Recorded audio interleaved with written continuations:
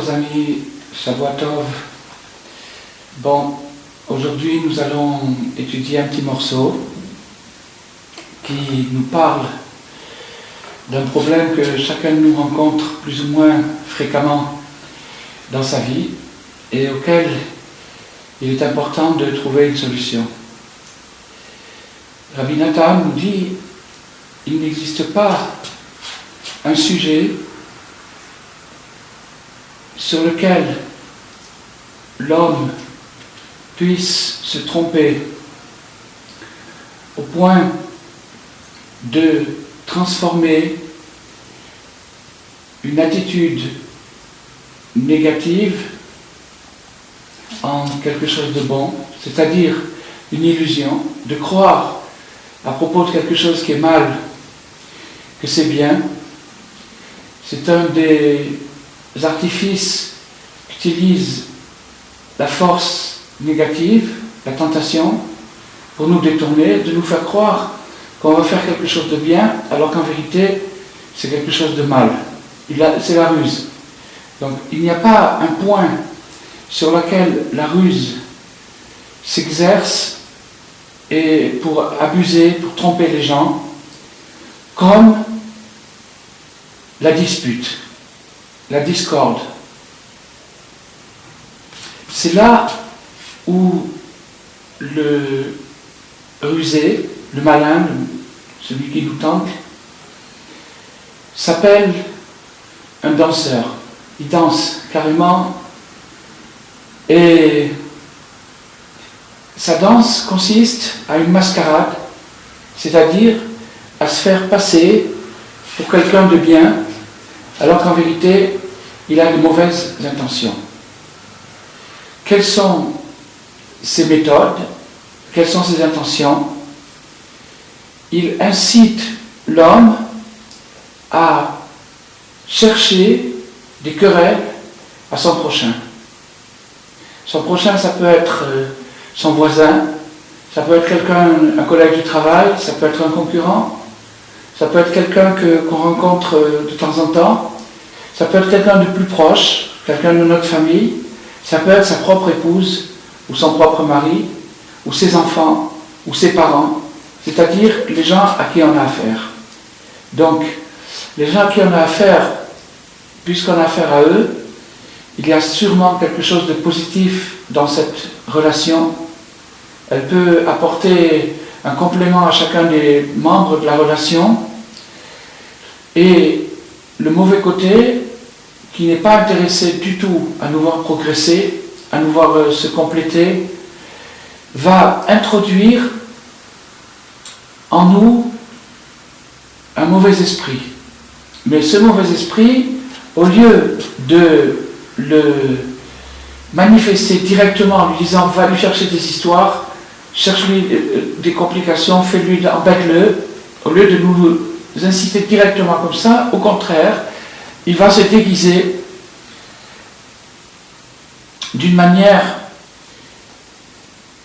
hypocrite, comme si ce qu'on voulait en vérité, c'est son bien, ou le bien de la cause, ou notre bien. Et il va nous inciter à ne voir chez cette personne que des aspects négatifs. Ça, c'est quelque chose de bien connu, qu'il n'y a personne sur terre qui n'a pas de défaut. Mais nous, notre travail à nous, c'est de ne pas regarder les défauts des gens, mais seulement de se concentrer sur leur aspect positif, sur ce qu'il y a de bien en eux.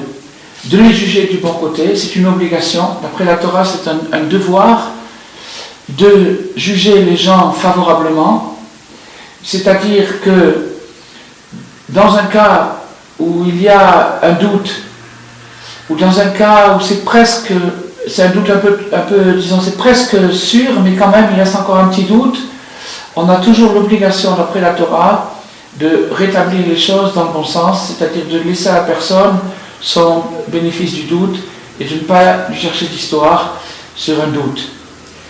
Alors, même si c'est pas un doute, c'est une certitude. On a vu quelqu'un qui a fait quelque chose de mauvais. la Torah nous a dit, tu dois le réprimander, tu dois lui faire la remarque. Si tu vois quelqu'un qui fait quelque chose de faux, de mauvais, tu dois aller lui dire, tu sais, c'est pas comme ça qu'il faut se comporter, mais il est interdit, pour faire cette remarque, de lui faire honte. C'est pour ça que la Torah nous dit, tu réprimanderas ton prochain, mais tu ne porteras pas à cause de lui une faute. Quelle est cette faute? La faute de lui faire honte. C'est pas parce qu'il y a un devoir de le réprimander que ça m'autorise à lui faire honte, à lui parler sans délicatesse, sans tact, et à lui faire du mal, à le blesser. Alors, c'est pour ça que la Gemara nous dit, je me demande s'il existe de nos jours quelqu'un qui est capable de faire une réprimande, un reproche à quelqu'un. Et Rashi nous dit, Rashi commente cette Gemara en disant, est-ce qu'il existe quelqu'un capable de faire une remarque à quelqu'un sans le vexer? Est-ce que c'est possible une chose pareille? C'est très très rare. Donc, si c'est très rare, ça veut dire que ce commandement de faire des réprimandes et des remarques, il est très difficile à accomplir. Il y a aussi encore des dizaines et même des centaines de commandements qui sont difficiles et même impossibles à accomplir. Par exemple, les commandements qui sont attenants au temple, on ne peut pas les accomplir, donc on en est dispensé. Les commandements qu'on ne peut pas accomplir, si quelqu'un par exemple se trouve dans une situation où il n'a pas de mezouza, où il n'a pas de tefillin, où il n'a pas de bougie pour Shabbat, ben, s'il ne peut pas, il ne peut pas. Il est dispensé parce qu'il est dans une situation où il ne peut pas.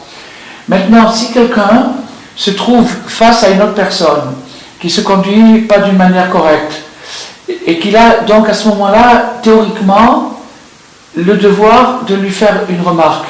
Mais s'il peut pas, s'il sait qu'il va s'énerver, en lui faisant la remarque, il va se chauffer, il va s'énerver, alors, du coup, il est dispensé, ou il doit se calmer, ou il doit trouver un moyen de le dire gentiment, et s'il n'est pas capable de le dire gentiment, d'après la loi, d'après la halakha, il est dispensé, il n'a pas à faire de remarques. S'il n'est pas capable de les faire gentiment, ça veut dire d'une manière qui ne va pas vexer, parce qu'il peut le faire aussi très poliment et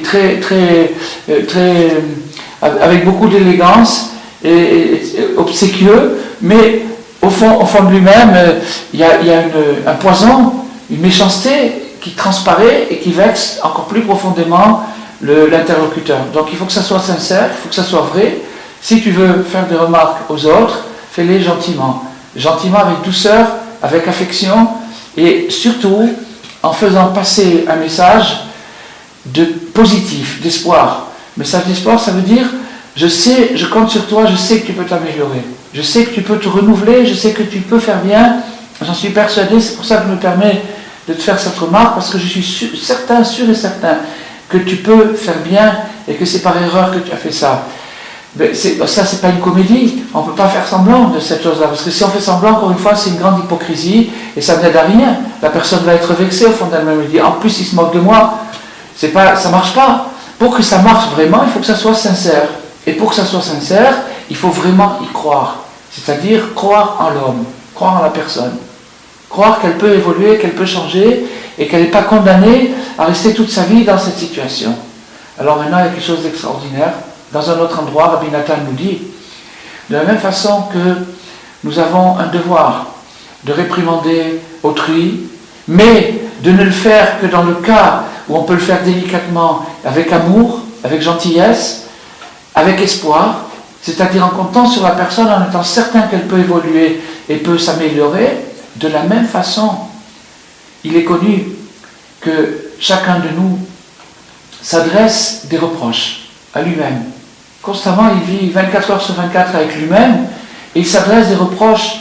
Il n'est pas content de son comportement, il n'est pas content de sa façon de penser, de sa façon d'agir, etc., qui peuvent aller jusqu'à d'énormes complexes de culpabilité. Il se sent coupable, il se sent accablé par lui-même. Alors, ici, il y a vraiment quelque chose de révolutionnaire que Rabbi Nathan a innové au nom de Rabbi Nachman, c'est que même quand tu te fais des reproches à toi-même, fais-les gentiment. Ne te maltraite pas, ne te fais pas du mal à toi-même. Ne cherche pas à t'angoisser ne cherche pas à t'oppresser, ne cherche pas à chercher à t'accabler. C'est pas ça du tout le but, parce que avec ça, qu'est-ce que tu vas obtenir? L'effet contraire.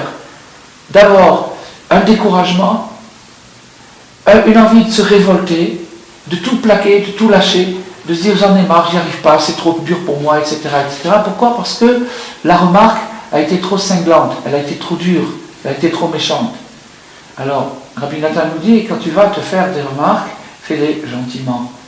Qu'est-ce que ça veut dire gentiment? Ça veut dire d'une manière positive, d'une manière d'espérance. C'est-à-dire, je sais que tu peux faire mieux, je te connais, tu caches ton jeu, tu es beaucoup mieux que ce que tu en as l'air.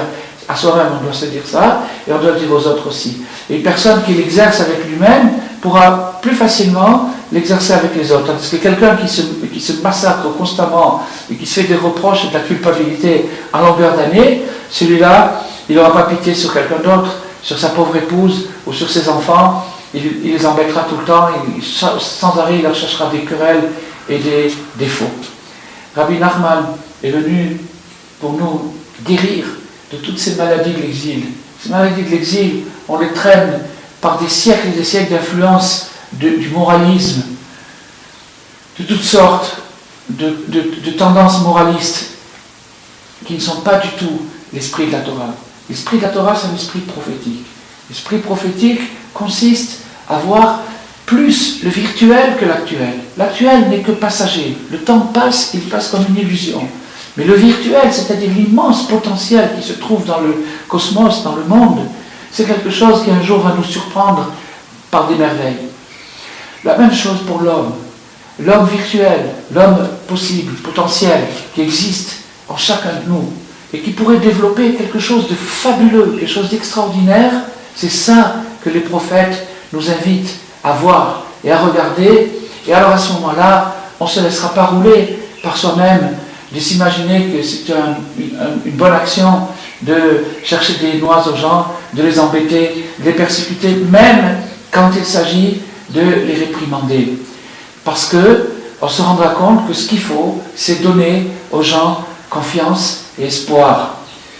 C'est un chant nouveau, le chant du renouveau, c'est-à-dire je chante à la personne sa beauté potentielle, intérieure, virtuelle, ce qu'elle peut devenir. Je vois, je capte, on peut le voir, tout le monde peut y arriver. Il suffit de fréquenter l'école de Rabbi Nachman. Quand on fréquente cette école, on se rend compte, on voit la beauté des gens, on voit le potentiel, on voit ce qu'il y a en puissance chez les gens, et qui est juste en leur rappelant, en leur disant, se réveille. Pour terminer, une petite histoire. Quand la Gemara nous dit, je me demande, c'est Rabbi Akiba, au nom de Rabbi Akiba, je me demande s'il existe dans cette génération quelqu'un qui soit capable de faire des remarques. En vérité, Rabbi Akiba, qui était très humble, très modeste, voulait sous-entendre que s'il en existe un, c'est lui. Mais il ne pouvait pas le dire ouvertement à cause de sa modestie, et donc il l'a fait sous-entendre sans le dire ouvertement. D'où on sait ça? On le sait d'une histoire très très belle. Il y avait une fois, à l'époque de Rabbi Akiva, un autre rabbi, un des collègues de Rabbi Akiva, pas moins grand, qui s'appelait Rabbi Tarfon. Rabbi Tarfon, à part d'être un des géants du Talmud, était aussi un très grand riche. Il avait énormément d'argent. Il habitait dans un village peut-être de Galilée, et il était bien sûr le plus riche, et il était immensément riche. Et Rabbi Akiva s'était rendu compte que, d'après le calcul entre la fortune colossale de Rabbi Tarfon et la situation des pauvres qui habitaient dans sa région, il y avait un petit décalage. Ça veut dire quoi? En termes plus simples, ça veut dire que Rabbi Tarfon ne distribuait pas suffisamment de dons aux pauvres. Il ne donnait pas suffisamment de sa fortune. C'est une obligation de justice de répartir les biens et donc de donner une partie de sa fortune à ceux qui sont défavorisés. Donc Rabbi Akiva, qui faisait des calculs, s'est rendu compte que Rabbi Tarfon ne donnait pas suffisamment. Mais comment on peut faire pour approcher Rabbi Tarfon? Comment on peut faire pour aller lui dire, Rabbi Tarfon, tu ne donnes pas assez le tzedaka, tu ne donnes pas assez d'argent aux pauvres. Alors, Rabbi Akiva a imaginé un subterfuge. Il est allé voir Rabbi Tarfon, il lui a dit, Rabbi, est-ce que ça t'intéresserait que de temps en temps, tous les deux, on se rencontre pour étudier les psaumes? Les psaumes? En général, quand les gens étudient ensemble, ils font un morceau de Gemara, de la Mishnah, peut-être du Chumash, ils font quelque chose, c'est ça, c'est ce qu'on est habitué de la Kabbalah. Mais les psaumes, c'est très rare. Alors l'idée lui a tellement plu, elle était tellement sympathique, surtout que Rabbi Akiva était un grand expert dans les psaumes et dans la méditation. Les 40 ans pendant lesquels il était berger, il ne les a pas passés seulement à jouer du pipeau, il a aussi médité profondément. C'était un homme très très très proche de Dieu, seulement il lui manquait la connaissance de la Torah orale. Donc Rabbi Akiva, qui était si fort que ça et qui maintenant a acquis la connaissance de la Torah orale et qui propose à Rabbi Tarfon une séance régulière d'études dans le psaume, c'est intéressant, et donc ils se sont mis à faire cette séance. Ils ont fait cette séance, ça a duré. Vous pensez bien que des gens comme ça, quand ils prennent un verset, ils peuvent rester des mois et des mois sur un verset, le décortiquer, l'approfondir, trouver des secrets, trouver des mystères, des analogies, des symboles. Bref, ça a duré longtemps. Jusqu'au jour où ils sont arrivés à un verset qui dit « Il a une immense fortune dans sa maison et sa justice reste là ».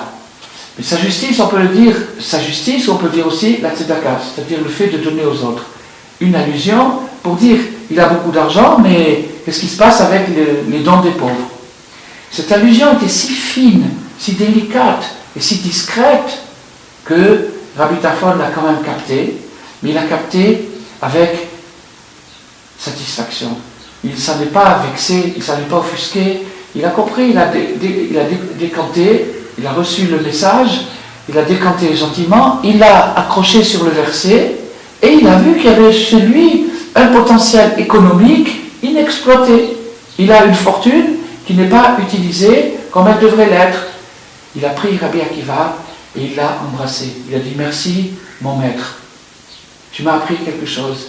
Tu m'as aidé à devenir meilleur. » C'est dans ce sens-là que Rabbi Nachman nous invite à faire des remarques aux gens avec une délicatesse, avec beaucoup de patience, en remettant à demain si aujourd'hui je suis fatigué, ou si je suis un peu énervé, ou si l'autre n'est pas réceptif. Vous savez qu'il y a des signes qui s'appellent le langage du corps. Quand les gens sont comme ça, quand ils sont recroquevillés, c'est pas le moment de leur parler. Quand ils ont une tension sur le visage, c'est pas le moment, ils sont pas ouverts, ils sont pas réceptifs. Attendons le moment venu, et à ce moment-là, on pourra faire passer le message enveloppé dans une parabole, dans une image, dans une blague, dans quelque chose qui va ouvrir leur cœur et surtout leur faire passer le message du chant nouveau.